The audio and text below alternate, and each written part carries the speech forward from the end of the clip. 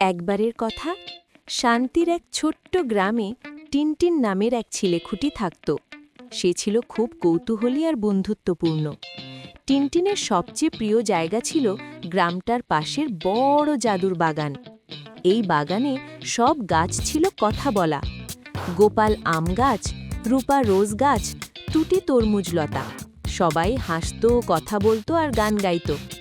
একদিন সকালে টিনটিন বাগানে গেলে দেখল, পুম, আম গাছের ডালে আম ছিটকে পড়ে আছে। কে এটা করেছে? টিনটিন ভাবল। আম চাই, আম চাই! বাগানের সব ফলও হুল্লোড় করতে লাগল। টিনটিন পেছনের ঝোপের দিকে তাকালো। হঠাৎ ছিট ছিট ছিট ছিট ছিট, এক ছোট্ট গিলহাটি দৌড়ে বেরিয়ে এলো। লাজুক মুখ করে বলল, আমি ভুল করে গাছে উঠে গিয়ে আমগুলো ছিটকে দিয়েছি, কিন্তু আমি ক্ষুদে।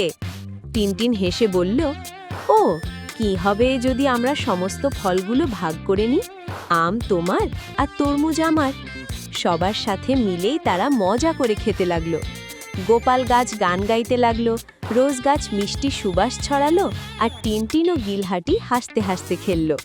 আর সবভাবেই টিনটিন ও তার বন্ধুরা শিখল, ভুল নেই, যদি ভুল হয়, কিন্তু ভুল শুধরে নিলেই তো মজা শুরু হয়। গল্পের মূল শিক্ষা: ভুল হওয়া মানে শিখার সুযোগ, বন্ধুদের সাথে ভাগ করে নেওয়ার আনন্দ। বন্ধু সবার সাথে মিলেই মজা।